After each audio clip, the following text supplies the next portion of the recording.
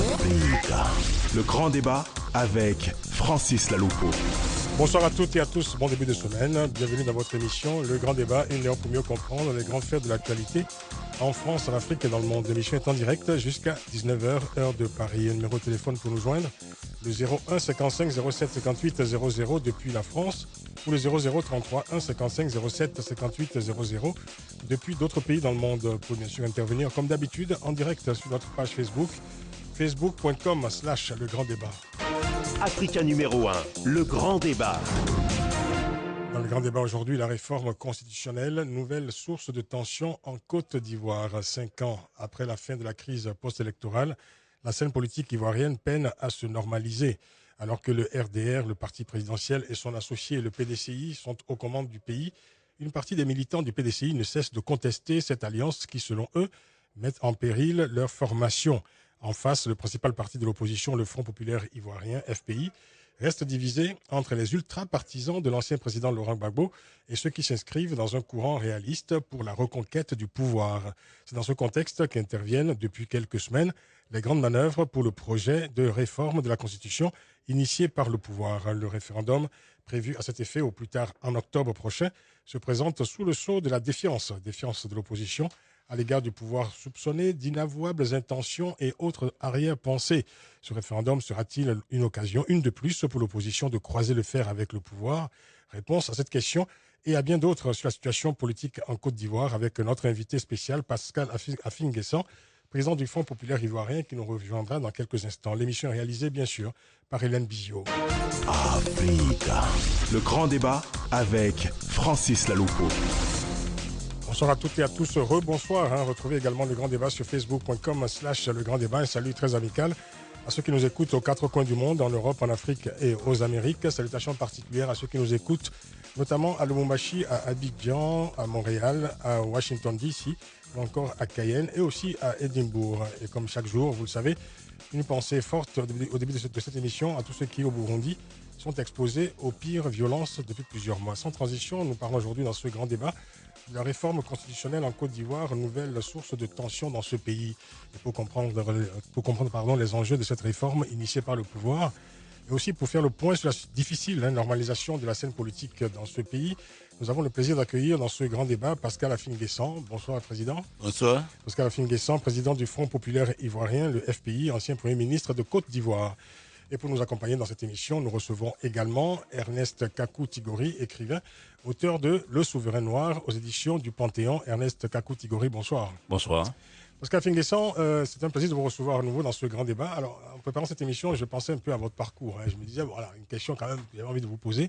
On se demande finalement, qu'est-ce qui vous fait courir encore aujourd'hui? Parce que, est-ce que c'est la bataille des idées? Est-ce que c'est l'intérêt du pays, c'est ce qui fait courir tous les intellectuels, tous les hommes politiques, les penseurs africains, enfin tous ceux qui nourrissent une ambition pour l'Afrique et pour leur pays en particulier. Vous avez quand même des objectifs, des échéances, des étapes peut-être. Vous voulez devenir président de la Côte d'Ivoire? Mais évidemment, quand on est engagé dans la course politique, le summum, c'est la présidence de la République. Surtout lorsqu'on a été Premier ministre, qu'on est à la tête d'un parti important comme le Front populaire ivoirien. Naturellement, avec le soutien des camarades du parti, et si les Ivoiriens le souhaitent et l'expriment, bon, logiquement, on devrait atteindre cet objectif-là dans l'intérêt du pays, pas par ambition personnelle, mais parce que c'est tout à fait logique et c'est à ce poste-là qu'on peut traduire, concrétiser les idées qu'on porte, les idées de son parti. Donc vous êtes toujours dans l'objectif de la conquête du pouvoir en Côte d'Ivoire. Évidemment. Très clairement. Alors parlons de ce projet de réforme de la Constitution en Côte d'Ivoire qui va donc ouvrir la voie à l'instauration d'une troisième république en Côte d'Ivoire. Alors d'abord, est-ce que vous pensez que cette réforme est justifiée et opportune? Et quels sont selon vous les enjeux de cette réforme? Mais l'enjeu, c'est certainement tourner la page de ces 20 dernières années de crise, de tension, d'affrontement, de mort. Il s'agit de tourner la page de la crise et de refonder la nation. Et sur cette base-là, il est évident qu'il y a quelque chose à faire au plan constitutionnel. Mais nous pensons que cela doit se faire dans le consensus. Après avoir fait le diagnostic de tout ce que le pays a vécu, en avoir tiré les enseignements, de manière à fonder sur une base stable l'avenir du pays. Or, ce n'est pas le cas aujourd'hui. Aujourd'hui, les conditions ne sont pas réunies, ni au plan légal, ni au plan politique, pour conduire le projet. Alors, parlons du plan légal, parce que c'est vrai que le pouvoir a quand même entrepris une série de consultations depuis quelques semaines. Les mouvements, les formations politiques qui ont été consultées, les mouvements de la société civile, les chefs traditionnels et aussi les guides religieux ont été consultés. Alors, évidemment, toute cette proposition devrait être remise à un comité d'experts dans quelques jours pour ce référendum prévu pour octobre. Alors, pourquoi vous dites que finalement, l'ensemble des Ivoiriens n'est pas consulté aujourd'hui et qu'il y avait, comme s'il y avait un déficit qui manque à l'appel? Non, mais parce qu'il ne s'agit pas de consulter, mais il s'agit d'inviter, de convoquer tous les Ivoiriens à la réflexion, au débat national. Donc, il ne s'agit pas de venir participer mais ou sous quelle forme? Nous avons, au Front populaire ivoirien, appelé à l'organisation des États généraux de la République. Vous savez que dans tous les pays qui ont connu des situations de crise, la refondation passe toujours par un grand débat national. Ça s'appelle conférence nationale dans certains pays, ça s'appelle États généraux dans d'autres États. Mais dans tous les cas, il faut un grand débat national pour que nous confrontions nos points de vue sur la crise, nos analyses de la crise et nos propositions de sortie de crise et de refondation du pays. Ce débat-là, de manière à ce que ce qui va ressortir soit un contrat entre les Ivoiriens. Parce qu'une constitution, c'est un contrat entre le peuple, entre les différents composants du peuple. Ce n'est pas, je dirais, une participation à l'œuvre du chef de l'État. Le chef de l'État n'a aucune légitimité et ne dispose pas de la légalité pour doter un pays d'une constitution. Oui, en fait, c'est le pays lui-même qui il se peut dote montrer une d'une direction, il peut aussi faire agir en tant que, je dirais, impulseur en quelque sorte d'une réforme. Ce qu'il doit impulser, c'est le débat national. Créer les conditions du débat national. Créer les conditions du consensus. Alors, qu'est-ce que vous appelez débat national? Parce que est-ce qu'on ne peut pas dire, finalement, on pourrait vous répondre que depuis 5 ans, disons depuis 4 ans maintenant, il y a eu quand même des étapes qui ont participé de cette refondation. Il y a eu des élections, il y a eu cette commission de réconciliation qui avait été instaurée. Vous-même avez participé à la dernière élection présidentielle. Ce sont autant d'étapes qui auraient pu effectivement participer de ce que vous appelez la refondation. Est-ce qu'on a besoin de passer encore, je ne dirais pas des assemblées populaires ou des états généraux pour refonder la nation? Oui, il aurait été effectivement des étapes intéressantes si elles avaient abouti, je dirais, à la pacification, à la normalisation du pays, à la réconciliation nationale. Or, aujourd'hui, ce n'est pas le cas. Beaucoup d'Ivoiriens sont encore en exil et refusent de rentrer au pays. De nombreux autres sont en prison. La réconciliation est bloquée. Comment peut-on refonder? Comment peut-on créer le consensus dans un pays divisé? Voilà la grande question. Et voilà, le vrai problème de la réforme constitutionnelle aujourd'hui, c'est la faillite du processus de réconciliation nationale. Donc, il faut créer les conditions. Et les conditions, c'est que la Constitution soit l'occasion de la réconciliation nationale. Et c'est pourquoi nous avons organisé un séminaire intitulé « Réforme constitutionnelle et réconciliation nationale ». Parce qu'il y a un lien étroit.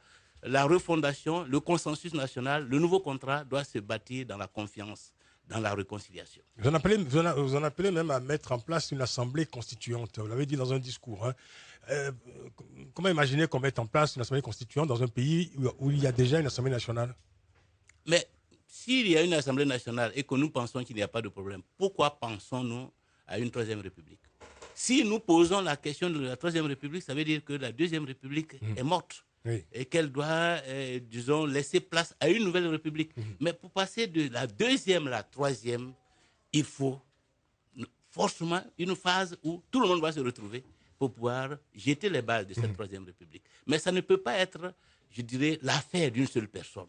Mais ce n'est pas l'affaire d'une personne. Est-ce que vous pensez que M. Alassane Ouattara, est-ce que vous pensez qu'il s'agit là d'une entreprise personnelle du chef de l'État? C'est une entreprise personnelle, puisqu'il invite les gens pour leur décliner sa vision.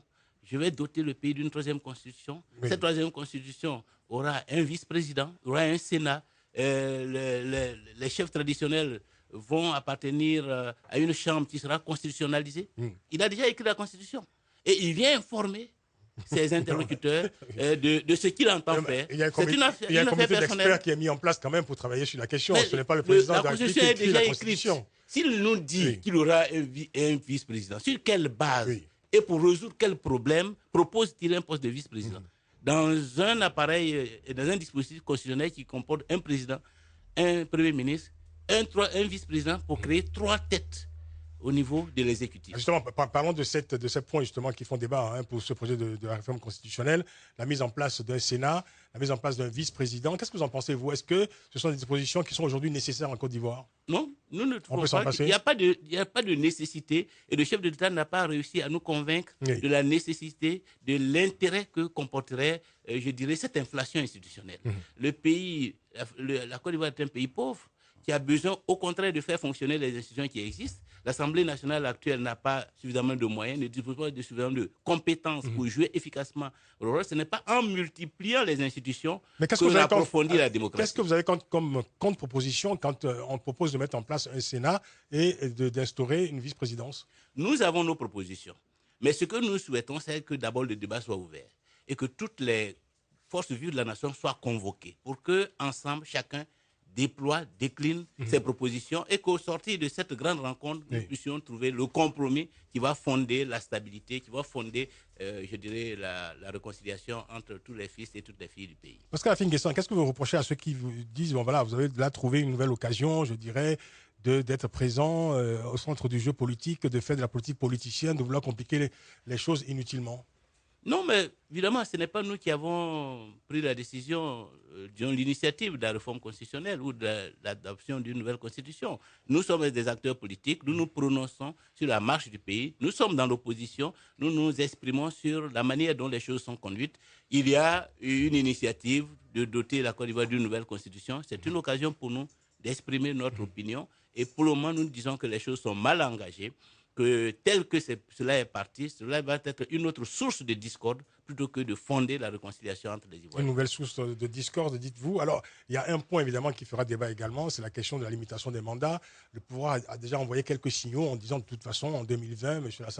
Alassane Ouattara va se retirer du pouvoir au terme de son second et dernier mandat. On parle évidemment du maintien du principe de la limitation des mandats. Alors, on voit bien que là, il n'y a pas de discorde possible puisque vous êtes pratiquement tous d'accord évidemment sur la question de la limitation des mandats. Pourquoi continuez-vous à laisser entendre qu'il s'agit d'une démarche opportuniste de la part du pouvoir de vouloir mener jusqu'à son terme ce projet de réforme? Puisque le projet ne porte pas uniquement sur la limitation de mandat. Le projet est un projet d'une nouvelle constitution, d'une troisième république, avec une nouvelle, je dirais, une nouvelle agencement des institutions. Vous n'êtes pas contre le principe, d'ailleurs, vous l'avez dit dès le début de cette émission, hein, vous êtes pour le principe. Bien sûr. Pourquoi vous n'avez pas une démarche plutôt contributive plutôt que d'être dans la contestation? Mais notre démarche est contributive. Nous demandons au chef de l'État d'ouvrir le débat. Le débat national. C'est une contribution. Ce n'est pas seulement une contestation. Votre parti a été reçu par... Oui, mais bien sûr, nous avons été reçus, mais nous l'avons dit à cette rencontre qu'il faut ouvrir le débat, que nous ne pouvons pas nous contenter des idées, des propositions du chef de l'État. Nous ne pouvons pas nous contenter des sollicitations faites pour que nous fassions des propositions. Il faut que nous ayons l'occasion de discuter entre nous, Ivoiriens, sur les différents schémas qui sont portés par les différentes forces vives de la nation. Il y a certains qui pensent qu'il faut instaurer un régime parlementaire. Et certains pensent qu'il faut instaurer le bicaméralisme, qu'il faut étoffer l'exécutif. Nous avons nos propositions. Pour nous, il s'agit plutôt d'approfondir, je dirais, la démocratie à travers un équilibre des pouvoirs, en faisant en sorte que l'indépendance de la justice soit mieux garantie à travers la déconnexion du Conseil supérieur de la magistrature de l'exécutif, à travers, je dirais, davantage de transparence et de démocratie en matière de nomination des membres du Conseil constitutionnel et d'élection de son président. Donc, nous avons des propositions qui ne se retrouvent pas dans ce qui est proposé par le chef de l'État. Et c'est pourquoi nous pensons qu'il faut ouvrir le débat, parce que nous savons que ce sont nos propositions, mais qu'à côté de ces propositions, d'autres partis politiques ont d'autres propositions. Il faut qu'on se rencontre, qu'on discute et que les arguments soient apportés par les uns et les autres pour que nous tous, nous rallions sur un compromis qui va permettre au pays de sortir définitivement des crises, des tensions, je dirais des conflits, et d'organiser sa marche en avant dans la stabilité. Le fait de prévoir un référendum pour le mois d'octobre, que le délai est trop court, est trop précipité. Nous ne comprenons pas, je dirais, la précipitation que le chef de l'État met à vouloir, je dirais, en finir avec la question de la réforme constitutionnelle. C'est tellement important qu'il faut se donner le temps. Alors, certains lui reprochent de ne pas faire pendant son premier mandat quand même. Certains lui reprochent justement de ne pas mener cette réforme pendant son premier mandat. Oui. Certains disent qu'il aurait pu le faire plus tôt. Vous dites que c'est un peu précipité. précipité par rapport au temps accordé. Que cela se fasse pendant le premier mandat ou le deuxième mandat, ce qui est important, c'est dans quel délai est-ce que nous menons tout ce débat pour que les choses soient faites de façon propre, de façon, je dirais, démocratique. C'est cela. Alors, au cœur de ce débat également, la question de la nationalité liée à l'éligibilité en Côte d'Ivoire. Alors, le texte pourrait proposer que tout citoyen ayant un parent ivoirien soit éligible. Alors, on sait évidemment comment cette question de l'éligibilité a empoisonné le climat politique et social dans votre pays pendant plusieurs années, au cœur évidemment de cet élément conflictuel. Il y avait la question de l'ivoirité. Est-ce que vous pensez qu'aujourd'hui, cette réforme pourrait justement évacuer définitivement ce poison de la société ivoirienne? Ben, je crois que c'est une question qui ne se pose plus, puisque M. Alassane Ouattara a été candidat en 2015. Donc, logiquement, la question ne se pose plus. Il n'est pas le seul concerné, quand même. Mais évidemment, nous avons marqué notre adhésion à l'idée d'assouplir les conditions d'éligibilité à la présidence de la République. Donc, c'est une question qui est dépassée pour l'ensemble des Ivoiriens. Est-ce que c'est si dépassé que ça? Parce que quelques mois avant la dernière présidentielle de 2015, vous-même, vous laissiez entendre encore dans vos discours qu'il y avait un doute, je dirais, sur l'éligibilité de Alassane Ouattara. Est-ce que ce doute vous habite toujours? C'est une question, comme je vous le dis, qui est dépassée. Est-ce que le doute vous habite toujours? Oh, vous savez, la question n'est pas de savoir si le doute m'habite ou que... Donc, il vous ce habite. qui est important, c'est l'opinion des Ivoiriens vis-à-vis de toutes ces questions. C'est ce qui est important. Et chacun a son opinion. Voilà. Chacun, au-delà de ce qui est arrivé, chacun a son opinion. Pourquoi vous ne dites pas carrément, cette question est évacuée, on n'en parle plus, le doute qui a pu à un moment donné être émis est totalement évacué? Que j'ai le doute ou pas, c'est pas ça qui est important. Si, c'est important, pour nous. C'est la réalité du terrain. La réalité, c'est que M. Alassane Ouattara est président aujourd'hui. La réalité, c'est que les élections de 2010 se sont passées dans la confusion et se sont traduites par des milliers de morts. C'est ça la réalité. La réalité, c'est qu'à l'issue de cette élection, le président Laurent Gbagbo se retrouve à la CPI, que moi-même, j'ai dû faire plus de 2 ans de prison, que des dizaines de milliers d'Ivoiriens sont à l'heure actuelle en exil. C'est cela la réalité. Et la politique, c'est, comme l'a dit quelqu'un, la bonne gestion des réalités, la bonne appréciation des réalités. Donc nous essayons de construire la Côte d'Ivoire en tenant compte de ces réalités. Il faut composer et en faisant en sorte que demain, le pays ne se retrouve plus dans ces situations. Pascal Affi-N'Guessan, vous êtes notre invité jusqu'à 19h20 dans ce grand débat. Pascal Affi-N'Guessan, président du Front populaire ivoirien, le FPI, ancien Premier ministre de Côte d'Ivoire. Nous avons également avec nous dans ce grand débat Ernest Kakou-Tigori, écrivain ivoirien, auteur de Le souverain noir aux éditions du Panthéon. Alors, Ernest Kakou-Tigori, alors vous êtes souvent montré très critique à l'égard de la scène politique ivoirienne. Vous avez écouté Pascal Affi-N'Guessan sur cette question de la réforme de la Constitution. Évidemment, on n'est pas allé dans tous les détails, mais enfin, vous avez pu cerner, je dirais, l'approche globale de Pascal Affi-N'Guessan sur cette question. Quel est votre commentaire? Merci bien. Avant de venir sur la Constitution même, je voudrais saisir l'occasion qui m'est donnée pour m'adresser à M. Affi-N'Guessan. Aujourd'hui, M. Affi-N'Guessan fait partie des gens qui dirigent, je dirais, la Côte d'Ivoire depuis à peu près 15 ans. Vous avez un statut officiel de leader de l'opposition. Vous avez été le premier responsable, vous êtes le premier responsable du FPI qui a dirigé la Côte d'Ivoire pendant 10 ans. Vous avez été Premier ministre, donc vous êtes une personne éminente sur le plan politique de la Côte d'Ivoire. Alors, aujourd'hui, quand on regarde l'état de la Côte d'Ivoire, je voudrais prendre quelques faits pour pouvoir illustrer ce que je dis. Nous vous avons vu vous-même avec quelques autres, dont le fils du président Babo, détenu dans des conditions dans le Nord avec des actes d'humiliation qui ont circulé sur les réseaux sociaux. Nous avons vu qu'après la chute du régime du président Babo, il y a eu des pillages, des destructions, des occupations de domicile. Il y a eu une grande insécurité qui a causé le départ de beaucoup de nos frères aujourd'hui qui sont en exil. Mais avant la chute aussi, il y a eu les mêmes actes qui ont été posés par les gens de votre camp, M. Affi-N'Guessan. Il y a eu, pendant que les principaux dirigeants du RHDP étaient à l'hôtel du Golfe, il y a eu également des domiciles qui ont été pillés, attaqués. Il y a eu beaucoup de morts, des tueries dans les quartiers. Et donc ça, tous ces actes d'incivilité, de violence, je pourrais même dire de voyousie politique qui est entretenu en Côte d'Ivoire depuis 10-15 ans, pour moi, je dois vous être comptable aussi de cette situation-là. À côté de ça, il y a une question de carence même en responsabilité, en sens de responsabilité publique. Les 10 ans de votre pouvoir ont aussi été des années d'état de non-droit en Côte d'Ivoire, avec un désordre politique, économique et social, la corruption, les absences totales de moralité publique. Ce ne sont pas des choses qui sont nouvelles. Aujourd'hui, c'est critiqué, mais ce n'est pas nouveau. Nous avons connu ça sous le régime du FPI. La Côte d'Ivoire s'est beaucoup dégradée.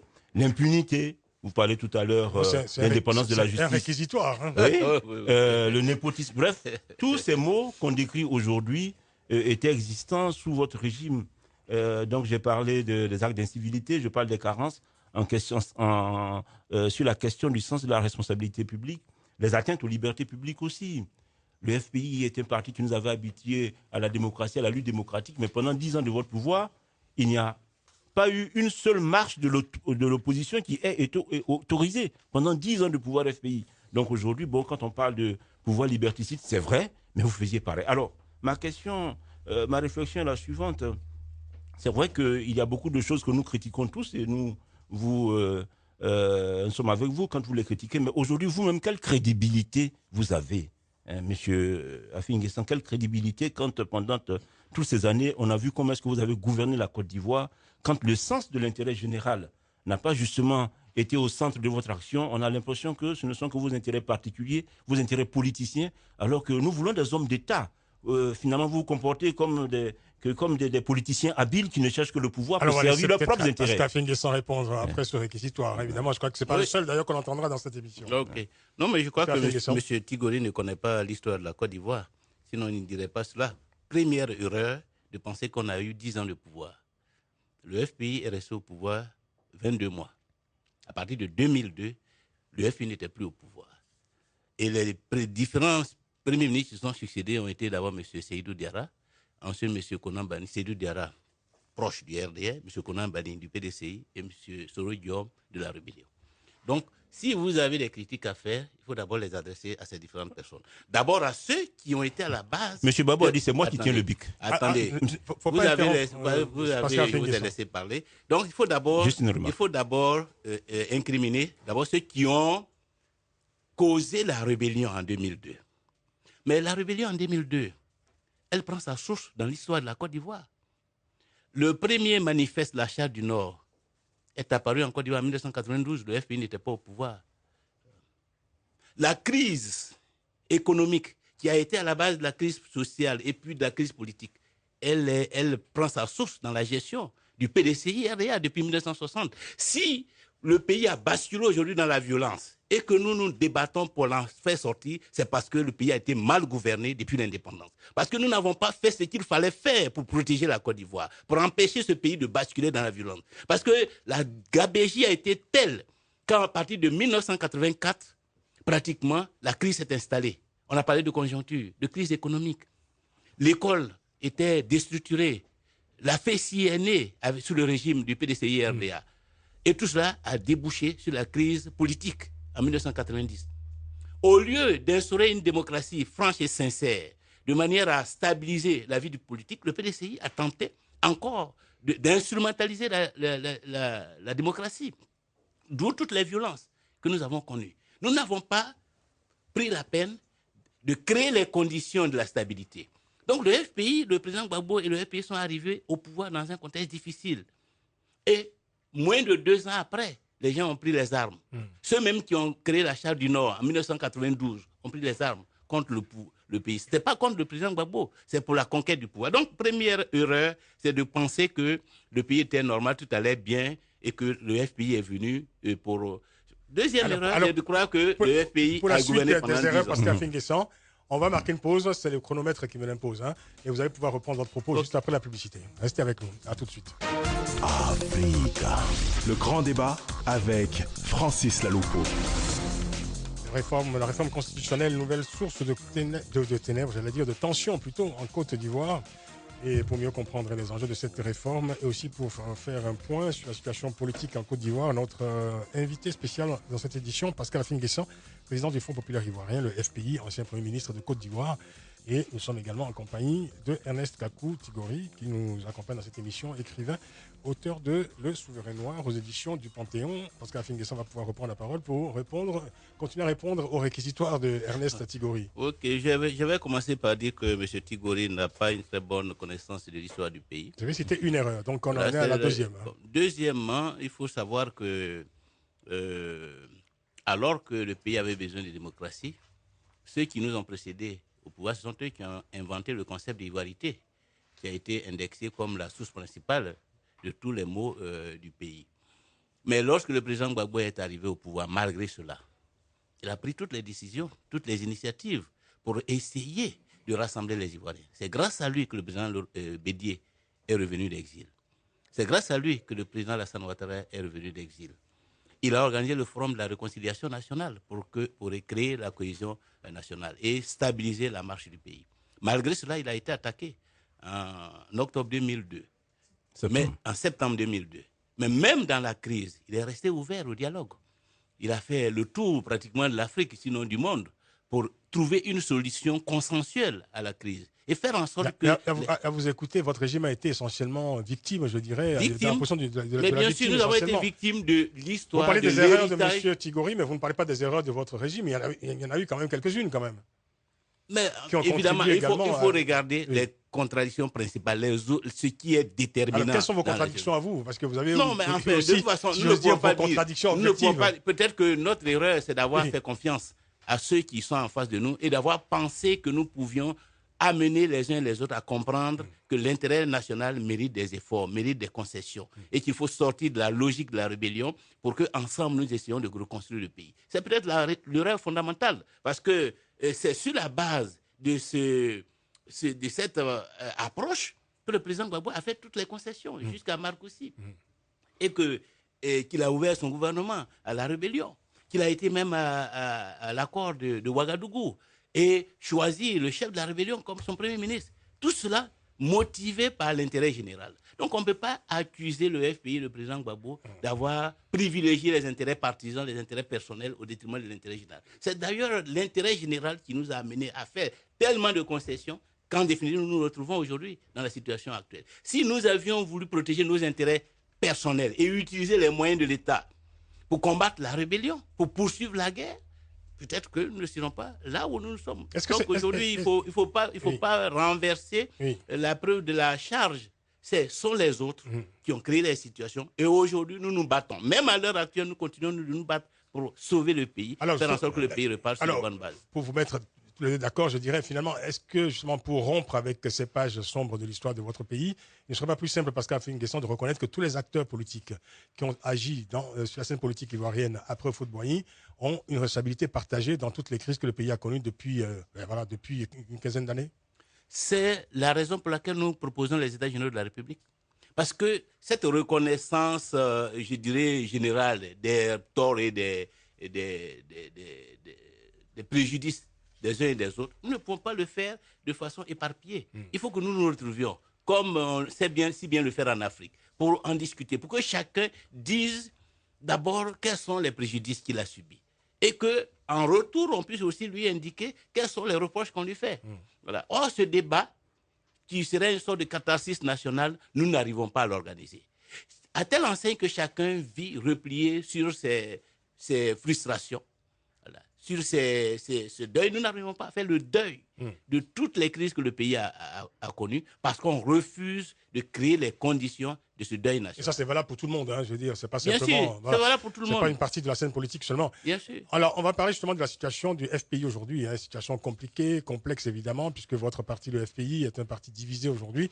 On va essayer de comprendre pourquoi. En tout cas, on essaiera de comprendre votre analyse, la vôtre en tout cas, sur cette division du FPI, puisque une partie des militants du FPI ne vous reconnaissent pas aujourd'hui comme président de ce parti. Mais avant cela, vous voulez peut-être dire un mot encore, Ernest Tigori Oui, rapidement. Très rapidement, ensuite on revient dans l'actualité. Oui, parce que bon là, pour M. Afingessa, tous les problèmes, c'est les autres. Vraiment, c'est dommage que... Non, mais justement, j'ai essayé de lui faire dire que il y avait une co-responsabilité. Oui, parce que... il a reconnu. Hein. Oui, c'est-à-dire que le FPI est resté au pouvoir, il a posé des actes. Et quand M. Afi dit que le FPI est resté au pouvoir seulement 2 ans, ben, si au bout de 2 ans, le FPI n'était plus au pouvoir, il aurait donc fallu démissionner. Non, je crois qu'il faut être sérieux. Nous avons entendu à l'époque le président Gbagbo dire c'est moi qui tiens le bic, c'est moi qui tiens le stylo, c'est moi qui signe. Donc, il ne faut pas fuir ses responsabilités. Et pour revenir aussi rapidement à la question sur la Constitution, nous avons connu, parce que là, M. Affinguesson demande qu'il y ait comme des États généraux, pourquoi pas une conférence nationale ou bien une assemblée constitutionnelle, bref, toutes les solutions qui peuvent se présenter. Nous avons eu en 2000 tout un débat sur la Constitution pendant l'année 2000 autour du et du ou.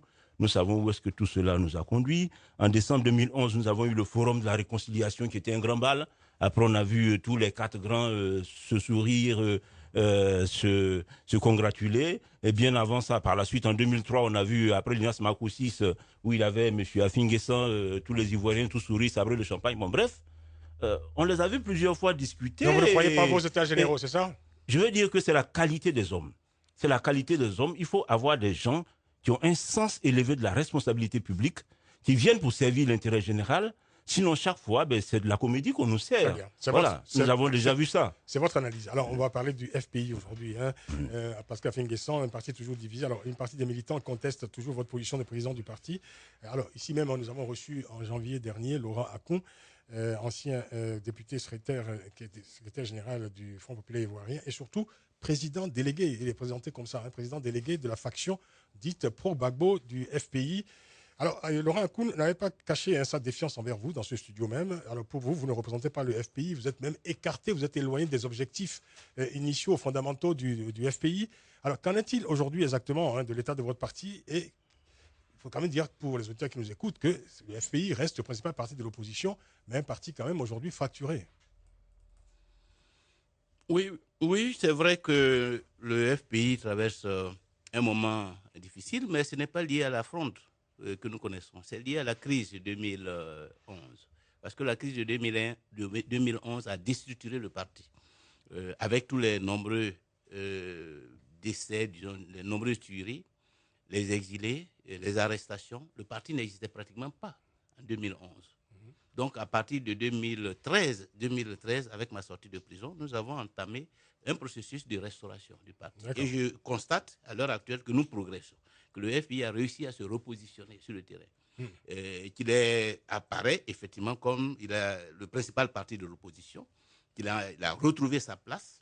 Et donc, nous travaillons pour revenir au pouvoir. Mais sauf que, voilà, donc, mais évidemment, quand les citoyens ivoiriens vous regardent quand même, ils sont quand même atteints d'une sorte de strabisme divergent, parce qu'on ne sait pas où se trouve le vrai FPI aujourd'hui. Non, on le sait. Il n'y a pas de réalité. C'est le FPI qui est reconnu par les institutions de la République, qui est reconnu par la justice, par l'État de Côte d'Ivoire, et qui est sur le terrain, qui a participé. Et le FPI de Laurent Akon, qu'est-ce que c'est? Il n'existe que. C'est un groupuscule? Il n'existe que de façon virtuelle. Ce sont des militants du FPI qui se croient investis de certaines responsabilités qu'ils n'ont pas. Et qui font le tour du monde, qui vont aux États-Unis, qui font des meetings, etc.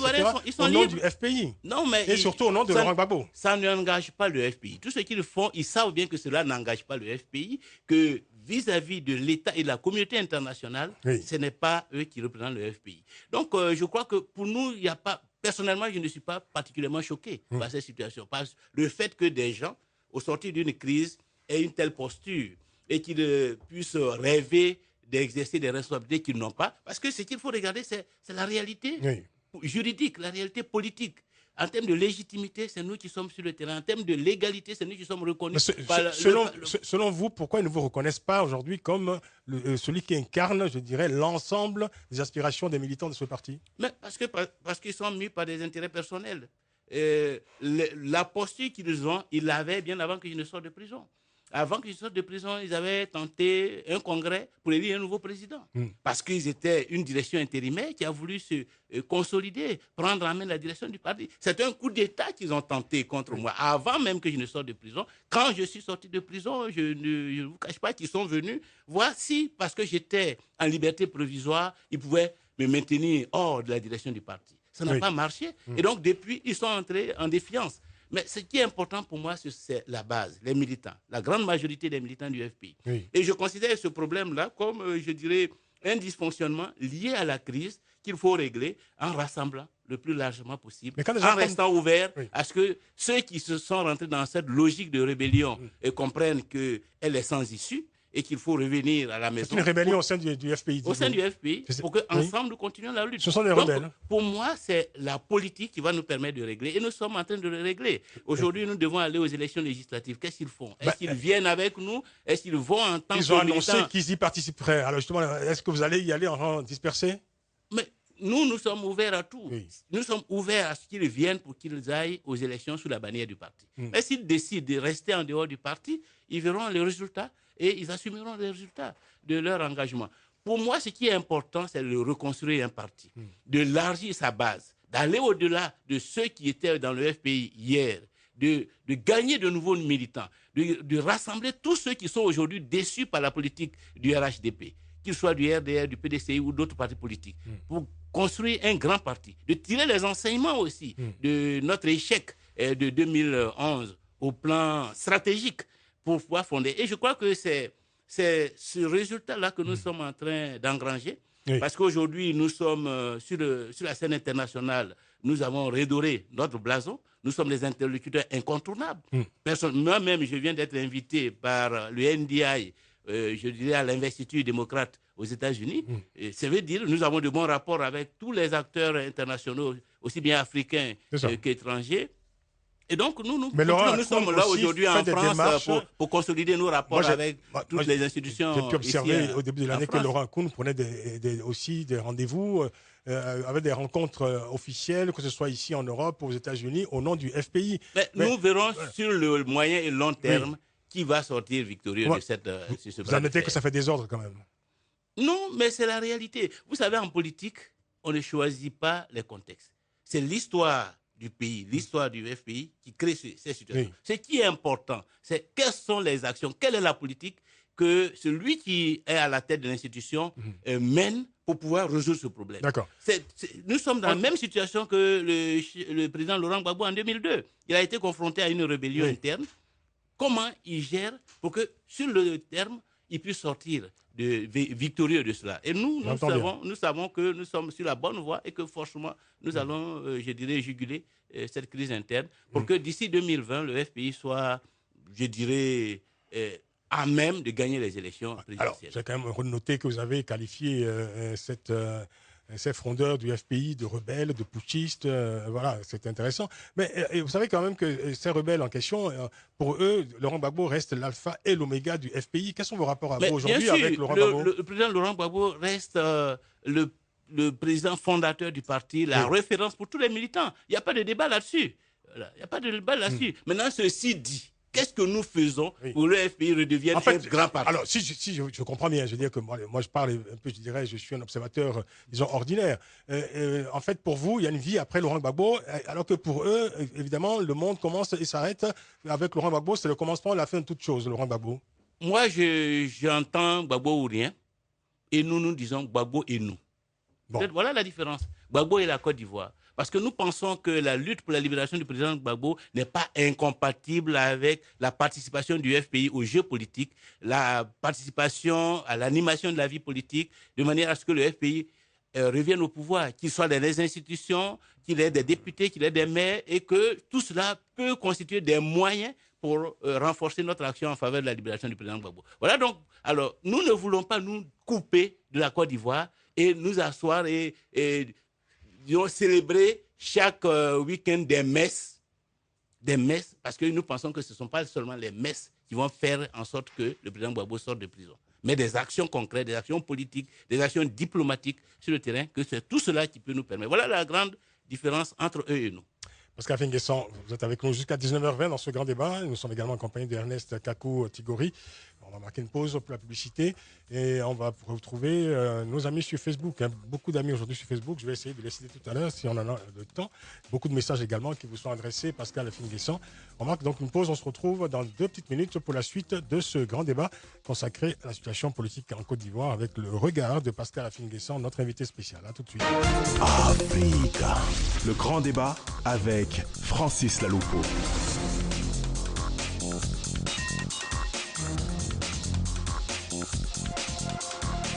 Regarde sur la situation politique en Côte d'Ivoire. Notre invité, Pascal Affi-N'Guessan, président du Front populaire ivoirien, le FPI, ancien Premier ministre de Côte d'Ivoire, et Ernest Kakou Tigori, écrivain, auteur de Le Souverain Noir aux éditions du Panthéon. On va vous écouter, Ernest Tigori. Un mot, un commentaire sur cette situation particulière aujourd'hui au FPI.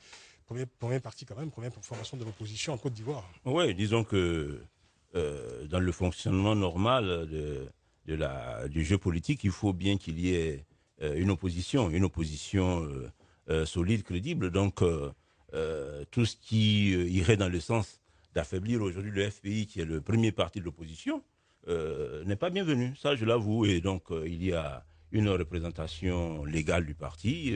Je pense qu'il serait bien que les choses aillent dans le sens pour que cette représentation légale puisse fonctionner correctement. Maintenant, pour tout ce qui peut être fait pour que la Côte d'Ivoire se retrouve, il serait bien que chacun reconnaisse aussi sa part de responsabilité. Et ça, je reviens là-dessus. Nous ne sommes pas là pour défendre le PDC ou n'importe quel autre parti, mais il s'agit de dire que dans la conduite de notre communauté de destin, il y a eu beaucoup d'erreurs qui ont été commises de part et d'autre, et il serait bien que chacun assume sa part de responsabilité. Ça, on l'a bien entendu. Hein. Alors, pour revenir au FPI, Pascal Affi-N'Guessan, est-ce que ce ne serait pas plus simple, carrément, je dirais, de consacrer la scission du FPI? Ça vous permettrait peut-être de vous repositionner plus efficacement sur la scène politique ivoirienne, non, pour les prochaines années, puisque vous êtes dans la logique de la conquête du pouvoir. Non, je ne crois pas que cela se décrète. La scission d'un parti, ça ne se décrète pas. Si vous le dites, hein, tout comme le rassemblement ne se décrète pas. Dès que vous l'aurez dit, ça sera consacré. Si jamais vous le disiez dans un discours, ça sera consacré immédiatement. Non, puisque les autres n'ont pas quitté le FPI. Ils revendiquent leur statut de militant du FPI. C'est vrai. Voilà. Donc, on ne peut pas dire qu'ils ne sont pas militants. Ça veut dire qu'à tout moment, ils peuvent rejoindre la direction et puis nous pouvons continuer. Ils ont une posture qui n'est pas conforme à celle de la direction. C'est tout. Et donc, nous continuons le travail de sensibilisation, de mobilisation pour que, d'abord, la base du parti adhère à la ligne que nous prenons et que progressivement, je dirais, cette catégorie de personnes qui n'adhèrent pas à cette ligne soit minoritaire et qu'elles nous rejoignent. Si d'aventure ça devrait se traduire par une scission, mais cela n'engagerait que. Mais en tout cas, en ce qui nous concerne, nous faisons tout pour que les uns et les autres rejoignent le parti. Mais nous, au-delà de cela, nous faisons tout pour élargir la base. Mais là où l'affaire compliquée, c'est qu'eux, ils espèrent que vous les rejoignez. C'est ça que... Non, mais ils savent qu'ils ont perdu la bataille sur ce terrain-là.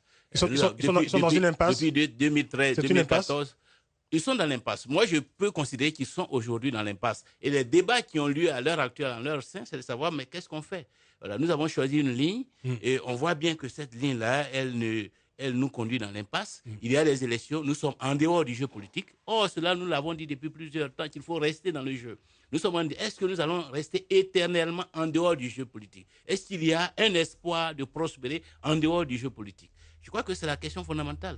Donc, s'ils veulent faire la politique, s'ils veulent être utiles à la Côte d'Ivoire, ils savent qu'ils sont condamnés à rejoindre le jeu politique. Il y a deux façons de le faire, soit en revenant au FPI, soit en créant un autre parti politique, s'ils estiment que le FPI ne constitue plus le cadre approprié pour mener leur combat, c'est en créant un autre parti politique.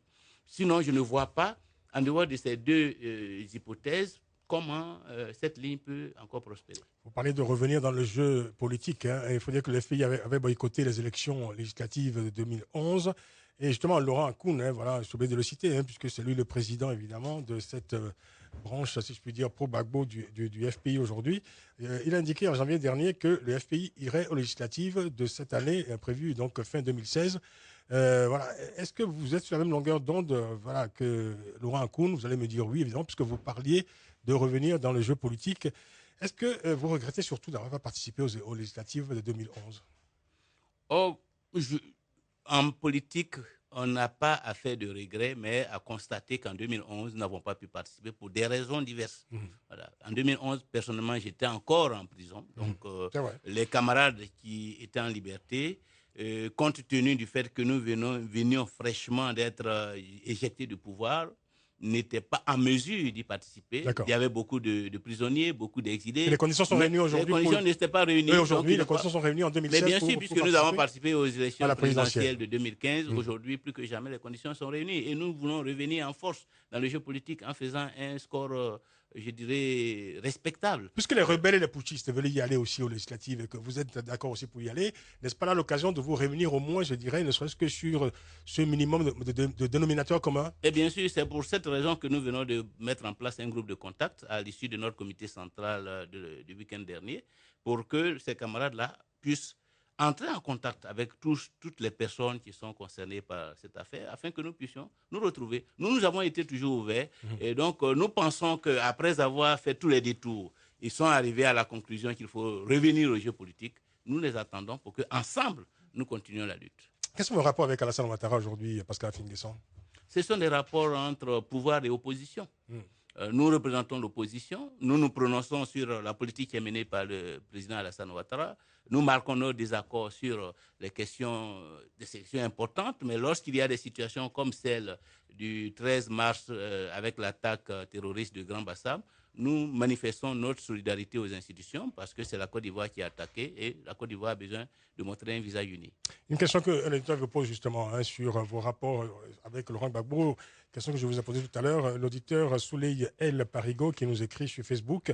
Pourquoi, malgré les démentis de M. Affi-N'Guessan, le président Gbagbo refuse de le recevoir et reçoit uniquement le FPI tendance à Abdourahmane Sangaré? Mais ça, c'est une question qu'il faut poser au président Gbagbo. Mais sinon, moi, je suis prêt à le rencontrer à tout moment. Donc, c'est le président Gbagbo qu'il faut poser cette question. Oui, mais quel est le symptôme? Que nous dit, je dirais, ce refus de Laurent Gbagbo sur vos rapports avec lui, sur, je dirais, vos rapports même avec le FPI? Parce que c'est le symptôme d'un désaccord profond. Non, je ne peux pas le dire. Si le président Laurent Gbagbo n'était pas d'accord avec nous, je ne vois pas pour quelle raison il manquerait de le dire. Mais il reçoit plein de monde chez lui. Il y a plein de gens oui, mais ce ne sont pas les mêmes. Il y a même des pèlerins qui partent de Paris pour aller à la Je ne suis pas un pèlerin, donc il ne peut pas me recevoir comme pèlerin. C'est parce que certainement je suis différent des autres qui n'a pas encore reçu. Parce que je ne suis pas comme les autres. C'est gênant quand même, non? Ça vous embarrasse quand même un peu? Non. Ah bon? Non, ça ne m'embarrasse pas. Que le leader historique du parti que vous dirigez aujourd'hui refuse de vous recevoir dans sa... Je ne sais pas s'il refuse de me recevoir. Pour le moment, on ne me l'a pas signifié. Non, vous avez sollicité qu'il vous reçoive. Oui, mais il n'a pas répondu par l'affirmative. Bien sûr, mais c'est lui qui connaît son agenda. C'est lui qui sait pourquoi il préfère recevoir ceux qu'il reçoit jusqu'à présent et attendre de recevoir le président du parti. Alors, donc, moi, je considère que ma qualité n'est pas la même que celle de ceux qui le reçoivent et qui l'attendent donc. Parce qu'à dites-le autrement que dans la langue politicienne, ça vous gêne quand même, ça vous embarrasse un peu. Pas du tout. Vous n'êtes pas chagriné un peu? Pas du tout. Je pourrais le dire ouvertement, franchement et solennellement. Aucun chagrin. Je ne suis pas du tout chagriné parce que pour moi, ce qui est important, c'est la lutte que je mène à la tête du FPI pour que le président Laurent Gbagbo soit libéré, ainsi que tous les prisonniers politiques, pour que tous nos camarades qui sont en exil rentrent d'exil, pour que tous ceux qui ont leurs comptes gelés soient dégelés. C'est cela qui est important. Ce ne sont pas les pèlerinages. Bah oui, enfin, c'est quand même un peu, c'est très marxiste quand même votre propos, parce que c'est pas péjoratif dans ma bouche. Hein. Que vous vous battez pour libérer quelqu'un qui ne veut pas vous recevoir. C'est un peu compliqué quand même. Mais le mot ne veut pas vous recevoir n'engage que vous, qui ne m'a pas encore reçu. Mais s'il ne m'a pas encore reçu, certainement, c'est parce qu'il n'a pas grand-chose à me dire par rapport à la ligne que j'ai adoptée, par rapport au combat que je mène. Parce qu'il est content de vous, peut-être. Certainement. Certainement. Lorsque vous confiez une responsabilité à quelqu'un, vous l'appelez lorsque vous voyez qu'il y a des déviations et qu'il faut le recadrer. Mais lorsque vous voyez que le travail est bien fait, vous n'avez pas besoin de consultations multiples. Vous le laissez faire son travail. Et par contre, ceux qui ne savent pas où aller, qui ont besoin d'être orientés, qui ont besoin d'être encouragés, d'être investis, bon, ceux-là, effectivement, peuvent défiler auprès du chef. Mais comme vous l'avez certainement noté ces derniers temps, le président Gbagbo, d'après Akoun lui-même, a décidé de réduire ses visites parce qu'il considère que ce n'est pas les pèlerinages à la CPI qui constituent la voie pour l'aider à sortir de prison et pour aider la Côte d'Ivoire à avancer, mais le travail sur le terrain. On marque une pause dernière dans cette émission. Ensuite, ce sera la dernière ligne droite jusqu'à la fin de l'émission. Dernière ligne droite garantie sans publicité, bien sûr.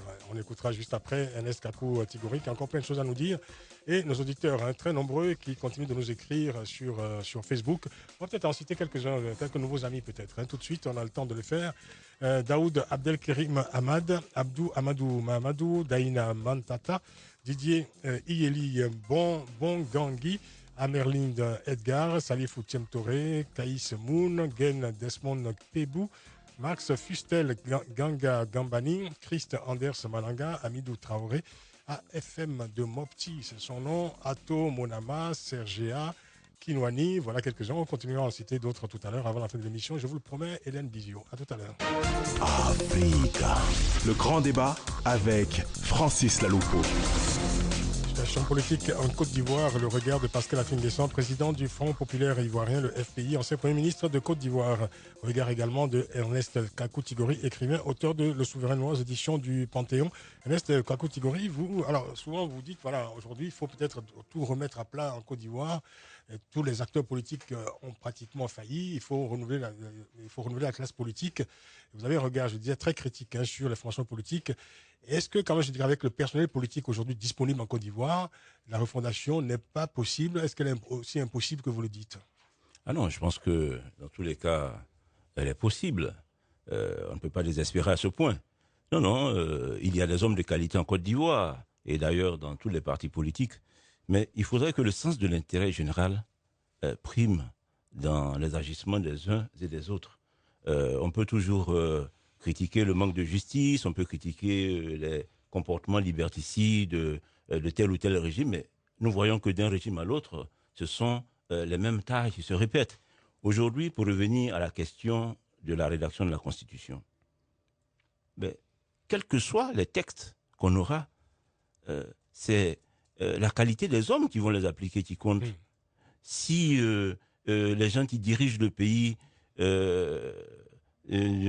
ne gèrent pas avec intelligence la communauté de destin et que il n'y a pas de moralité publique. Ça, c'est valable pour tous les pays. C'est valable pour tous les pays, voilà. Parce que, comme je l'ai dit tout à l'heure, ce n'est pas la première fois que nous avons des messes, des foires sur des questions d'accord ou de constitution. J'ai cité l'exemple de l'année 2000, j'ai parlé du Forum de la réconciliation de 2001, on a vu les assises de Marcoussis où chaque fois les différents acteurs après se sont congratulés, mais le résultat, les conséquences, les suites n'ont pas été heureuses. Donc c'est le sens de la responsabilité publique qui est la mise en jeu. Donc notre problème n'est pas un problème institutionnel, mais nous avons un problème de gouvernance. La gouvernance, ce sont des femmes et des hommes qui ont le sens de l'intérêt général, des femmes et des hommes qui ont conscience qu'ils ont entre les mains la destinée d'un pays et qui agissent pour servir l'intérêt général, pour servir le bien commun. Voilà. Et ça, comme vous le dites, c'est valable pour tous les pays, y compris la Côte d'Ivoire. Y compris la Côte d'Ivoire. Voilà votre éditorial. Pascal Afin-Guessan, on va revenir justement un instant sur cette réforme constitutionnelle, ce projet en tout cas. Je voulais vous citer, vous avez déclaré récemment c'est mal parti, c'est vous qui le dites. Je crains fort que nous allions à l'élaboration d'une constitution qui ne rassemblerait pas le consensus recherché. Une nouvelle constitution signifie une rupture dans l'ordre politique, la fin d'un régime et la fondation d'un nouveau. Il faut donc que nous nous mettions d'accord sur les problèmes qui se sont posés et sur les propositions pour que cela ne se reproduise plus. Jusqu'à ce jour, nous n'avons pas fait ce diagnostic. Fin de citation. Si le pouvoir maintenait finalement le calendrier pour un référendum en octobre prochain, dans une autre déclaration, d'ailleurs, vous avez déjà même prévu, projeté de faire voter non et de voter non à ce référendum. Et si le calendrier était maintenu, est-ce que vous voteriez non en octobre prochain? Mais avant d'arriver en octobre, il y a tous les mois qui vont précéder. Vous donnez quand même une chance au consensus. Évidemment, où nous allons mener donc des luttes importantes pour que la souveraineté du peuple soit respectée et que la démocratie ne soit pas sacrifiée. Et donc, cette semaine, nous allons, au niveau de l'opposition, produire certainement une déclaration commune pour bien marquer notre posture vis-à-vis de ce projet. Il n'est pas exclu qu'à partir des semaines à venir, nous engagions des grandes actions de mobilisation pour informer le peuple, pour conscientiser la population, et puis de manière à ce que ce soit vraiment un grand front de refus qui s'organise afin d'amener le pouvoir à changer son fusil d'épaule, comme je l'ai dit, et puis à faire en sorte que nous saisissions l'occasion de cette réforme constitutionnelle pour refonder la cohésion nationale, la réconciliation nationale. Alors, mais avant pour réagir sur ce que M. Tigori a dit tout à l'heure en ce qui concerne la gouvernance, je suis entièrement d'accord avec lui. Mais il y a un élément qu'il ne faut pas omettre et qui est important, aussi bien en Afrique qu'en Côte d'Ivoire, c'est la question de la maturité politique du peuple. Parce qu'on dit toujours qu'un peuple a le régime qu'il mérite, a les hommes les dirigeants qu'il mérite. Et aujourd'hui, regardez comment le pays a marché. Lorsqu'il y a eu la rébellion, il y a eu des gens pour soutenir la rébellion. Il y a eu des gens pour soutenir l'ivoirité. il y a eu des gens pour accompagner toutes les formes de dictature que nous avons connues. Donc, il ne faut pas uniquement se focaliser sur la question des leaders politiques, des gouvernances politiques, mais tenir compte de l'environnement dans lequel l'on exerce la politique et de la manière dont même les efforts de démocratisation, comment ces efforts-là sont contrecarrés par des questions comme le tribalisme, etc., qui constituent les vrais freins, qui font que les gens ne choisissent pas forcément une vision politique, mais des hommes, parce qu'ils pensent qu'avec des gens de leur ethnie, etc., ils vont pouvoir bénéficier des fruits du développement national. Ça veut dire que c'est un apprentissage que l'Afrique est en train de faire. Et nous, responsables politiques, notre rôle, c'est donc d'axer notre action sur la formation politique, à travers les meetings, à travers l'encadrement de nos militants, à travers la sensibilisation, et il faut, à travers l'explicitation des grands débats, des grands enjeux du pays, faire en sorte que le peuple progresse, mais aussi à travers les politiques en faveur de l'éducation, en faveur de la culture, parce qu'avec un pays qui a 50% d'analphabètes, vous comprenez que vous pouvez avoir toutes les bonnes intentions, vous devez compter avec cela. Voilà. Et donc, ce sont ces pesanteurs aussi qu'il faut prendre en compte dans la question de la gouvernance des États africains. Alors, les mots qu'on emploie sont évidemment très importants. C'est pas moi qui vous apprendrai ça. Pascal Finguessan, tout à l'heure en vous écoutant, quand je vous ai posé la question sur la réforme constitutionnelle, en tout cas sur le délai proposé par le chef de l'État ivoirien pour tenir un référendum, j'ai noté dans votre propos des mots comme lutte, le front du refus, combat, etc. Est-ce que je dirais un débat politique en Côte d'Ivoire passe forcément par, je dirais, un affrontement? Une thématique, enfin une des thématiques de cette émission, c'était la normalisation de la scène politique ivoirienne. Est-ce que aujourd'hui vous considérez que cette scène politique est apaisée ou alors encore un effort? Non, la scène politique ivoirienne n'est pas apaisée. À l'allure où vont les choses, j'ai de grandes frayeurs quant à l'avenir du pays, parce que le régime n'a pas réussi une chose qui est essentielle, la réconciliation nationale. Le régime continue de poursuivre, 6 ans après, les pro-Gbagbo. Sont traînés devant les tribunaux tous les jours. Cela entretient la tension permanente dans le pays, parce que ce sont des procès qui sont médiatisés. Les gens sont en prison. Il y en a qui meurent en prison, d'autres meurent en exil. Certains même ont perdu la raison dans les prisons et sont traînés dans les formations psychiatriques.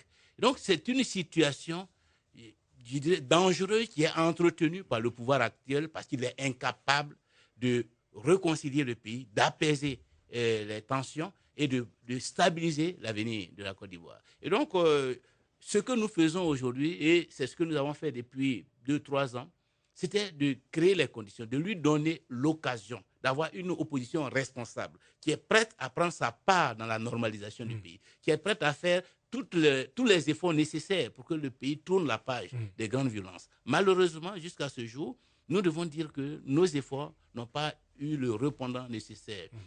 Tous les débats, toutes les négociations que nous avons eues dans le cadre du dialogue politique, les résultats sont mitigés.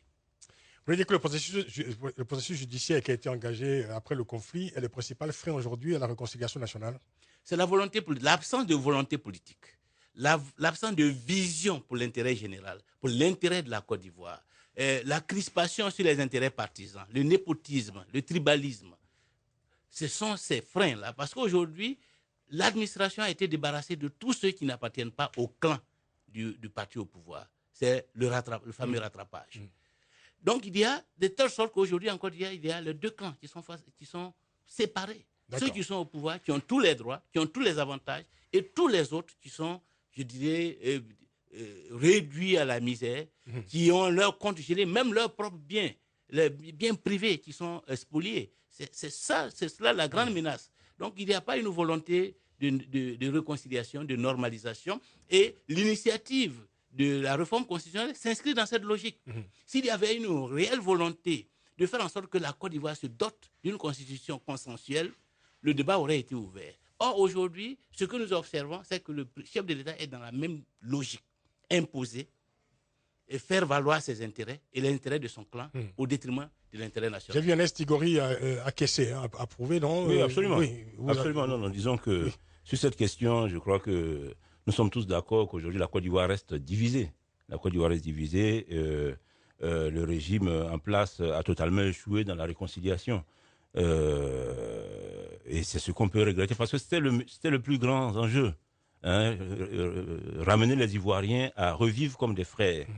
Et ça, ce n'est pas avec les incantations que ça se fait, ça ne sera même pas la nouvelle constitution, si elle était votée, qui le ferait. C'est mettre l'État au service de l'intérêt général. Quand l'État est au service de l'intérêt général, il tisse les solidarités sur lesquelles se fonde le vouloir vivre collectif, qui est le substrat de l'unité nationale et qui donne envie aux gens d'envisager leur destin de façon solidaire.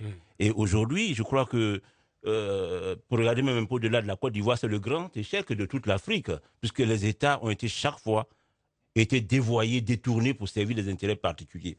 Et en Côte d'Ivoire, depuis quelques années, effectivement, comme le ministre Afil a dit, il y a des actes d'injustice, il y a un népotisme qui atteint un niveau qui risque de faire une marginalisation, comme on l'a entendu, d'une catégorie de la population, de certaines catégories. C'est ce qu'on a compris. On arrive bientôt à la fin de l'émission. Pascal Afin-Guessan, alors je voulais que vous nous disiez, je voulais qu'on dise un mot sur les ennuis judiciaires du président de l'Assemblée nationale, Guillaume Soro, et surtout sur son implication présumée dans le coup d'État, de septembre 2015 au Burkina Faso. Alors, comme vous le savez, la justice militaire burkinabé a finalement renoncé à émettre un nouveau mandat d'arrêt à l'encontre de Guillaume Soro en optant pour ce qu'on appelle la procédure de dénonciation. C'est-à-dire que c'est aux autorités judiciaires désormais, ivoiriennes, de décider si Guillaume Soro va être poursuivi ou non pour les faits qui lui sont reprochés. Quel est votre sentiment sur la manière dont cette affaire a été menée? Mais je dis que c'est une question qui concerne et qui engage au premier chef les autorités burkinabées. Nous ne pouvons pas être plus royalistes que le roi, donc les autorités burkinabées ont choisi une procédure, nous la respectons, nous en prenons acte. Mais qu'est-ce que vous pensez des coulisses de la manière dont cette affaire a été menée? Parce que ça n'est pas arrivé tout seul, vous le savez très bien, vous êtes quand même suffisamment averti pour savoir qu'il y a eu des tractations, des négociations. Est-ce que la justice a été sacrifiée, je dirais, sur l'autel de la diplomatie ivoiro-burkinabé? Je ne voudrais pas me prononcer sur la dimension ivoiro-burkinabé de l'affaire. Si un jour nous avons à nous prononcer sur, je dirais, l'action du chef du Parlement ivoirien, alors nous exprimerons. Oui. Mais nous ne voulons pas faire d'amalgame entre ce que nous pensons de M. Guillaume Soro et les relations avec le Burkina Faso s'agissant de cette affaire. Et vous savez qu'une partie de l'opinion burkinabé est plutôt amère en observant cet épilogue. L'épilogue de cette affaire, je sollicitais votre sentiment, pas simplement votre parole politique. Il appartient à cette partie de l'opinion. Qu'avez-vous ressenti quand vous avez entendu cet épilogue, la manière dont cette affaire a été finalement bouclée entre la Côte d'Ivoire et le Burkina Faso? Il appartient à cette partie de l'opinion burkinabé de prendre ses responsabilités, comme elle l'a fait il y a quelques mois s'agissant du président Blaise Compaoré. Alors, M. Guillaume Soro reste évidemment, il est présumé innocent, mais est-ce que vous êtes choqué par les faits qui lui sont reprochés? Évidemment, nous sommes choqués. Surtout que ce n'est pas la première fois que de tels faits sont évoqués. Nous connaissons aussi l'action de M. Guillaume Soro en Côte d'Ivoire même, par rapport à la déstabilisation du pays, par rapport à la violence politique. Et nous sommes choqués d'apprendre qu'il est impliqué de la même façon dans des faits dans un pays voisin. Est-ce que Guillaume Soro est protégé aujourd'hui? Et nous avons fait une déclaration là-dessus lorsque ces événements ont été portés à la connaissance de l'opinion. Est-ce que le régime actuel ivoirien est le meilleur bouclier pour Guillaume Soro contre toute forme, je dirais, de procédure judiciaire en son encontre? Mais il est évident que le régime ivoirien actuel a une responsabilité et une complicité dans tout ce qui se passe. Vous dites. Et je dirais même peut-être dans un encouragement à une forme d'impunité, comme on l'observe en ce qui concerne tous ceux d'ailleurs qui ont été impliqués dans des violences en Côte d'Ivoire, dans des crimes en Côte d'Ivoire et qui appartiennent au camp du chef de l'État. Aucun d'eux n'a été poursuivi jusqu'à ce jour. C'est pour cela qu'il est de notre autorité publique, il y a une justice des vainqueurs en Côte d'Ivoire. Quel est votre agenda, Pascal Afin-Guessan, pour les prochaines semaines? Vous êtes en France pour un motif officiel? En ce qui concerne le parti, oui, nous sommes en mission du parti pour consolider nos relations avec les partis frères d'Europe, en particulier avec le Parti socialiste français, mais aussi, je dirais, rendre des visites de courtoisie aux autorités françaises, notamment à l'Élysée, au Quai d'Orsay, puis rencontrer des hommes politiques, des parlementaires, etc., etc. Je crois qu'aujourd'hui, on ne peut pas faire la politique en Afrique sans consacrer une part importante à la diplomatie et aux relations internationales. Et donc, c'est de cette dimension de notre action que nous voulons consolider parce que nous avons de grandes ambitions pour 2020 et il est bon que nous puissions, je dirais, avoir de la visibilité et que nous-mêmes nous soyons visibles vis-à-vis de l'opinion internationale. Je reviens un instant sur le Burkina Faso. Je ne vous ai pas posé la question, je n'ai pas eu l'occasion, évidemment, depuis la dernière fois qu'on s'est rencontrés. Quel regard vous portez sur le processus de transition dans ce pays et la manière dont cette transition a été menée et surtout la mise en place des nouvelles autorités aujourd'hui au Burkina Faso? Bref, comment appréciez-vous l'après Blaise Compaoré au Burkina Faso? Mais nous avons apprécié, nous avons salué, je dirais, l'action du peuple burkinabé par rapport à la transition qui a eu lieu. Et nous exprimons des vœux ardents de réussite au nouveau régime. Nous savons que ce n'est pas facile parce que, comme dans tout pays africain, un nouveau régime de cette nature hérite d'un passé de difficultés anciennes qu'il faut gérer avec dextérité, avec sagesse, avec discernement. Si l'on veut progresser, si l'on veut résoudre tous les problèmes et progresser. Sinon, on risque d'être prisonnier de ces difficultés passées, de l'héritage de crimes, de pauvreté, d'insatisfaction, de frustration qui sont souvent importants dans l'opinion et il faut en tenir compte. Donc, ce sont les mêmes défis que tout le nouveau régime rencontre, que le régime burkinabé actuel rencontre et notre espoir, c'est que le chef de l'État, le président Roch Kaboré, fasse preuve d'intelligence, de sagesse pour pouvoir éviter les écueils et repositionner le Burkina Faso sur une trajectoire de stabilité et de prospérité. Et vous arrivez à vivre sereinement la présence dans votre pays de Blaise Compaoré? C'est un autre débat qui sera ouvert certainement le mois venu. On va passer aux conclusions tout de suite. On commence avec vous, Ernest Kakou-Tigori, de ce débat. Peut-être une conclusion générale sur la situation en Côte d'Ivoire aujourd'hui. Bon, nous ne pouvons qu'espérer que les choses aillent mieux, que l'opposition puisse jouer pleinement son rôle.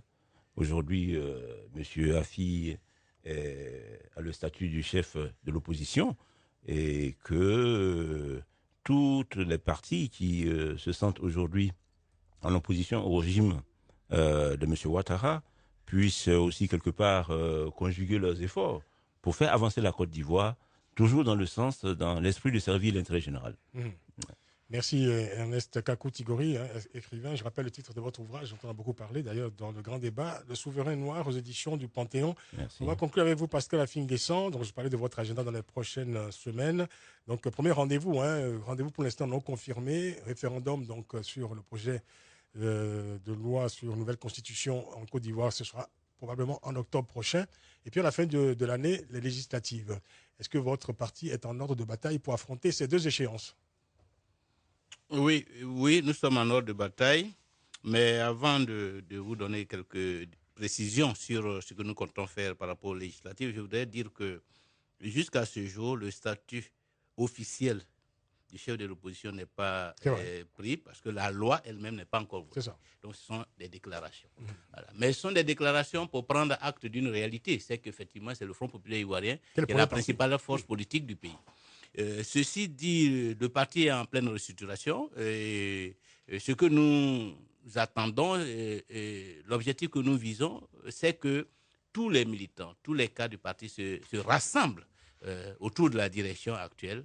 Parce qu'il faut savoir discerner entre les contradictions secondaires et la contradiction principale. La contradiction principale aujourd'hui, c'est comment libérer la Côte d'Ivoire du régime du RHDP, comment restaurer la démocratie, comment faire en sorte que tous ces camarades qui sont en prison en exil, comment faire en sorte que le président Laurent Gbagbo, qui est aujourd'hui en difficulté vis-à-vis de la CPI, ait une opportunité de pouvoir retrouver la liberté. C'est cela qui est fondamental. Et pour cela, il faut que nous soyons rassemblés. Parce que c'est quand nous serons rassemblés que nous serons forts et que nous pourrons, à l'occasion des élections législatives, gagner le maximum de postes de députés pour en faire un autre instrument de notre combat pour la liberté et pour la démocratie en Côte d'Ivoire, pour parcourir le monde, pour aller aux Nations Unies, pour aller à l'Union africaine, pour aller à Bruxelles. Et renforcer la CEDEAO aussi.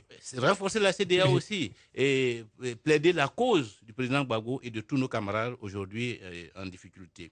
Et pour cela, nous allons être présents dans toutes les circonscriptions.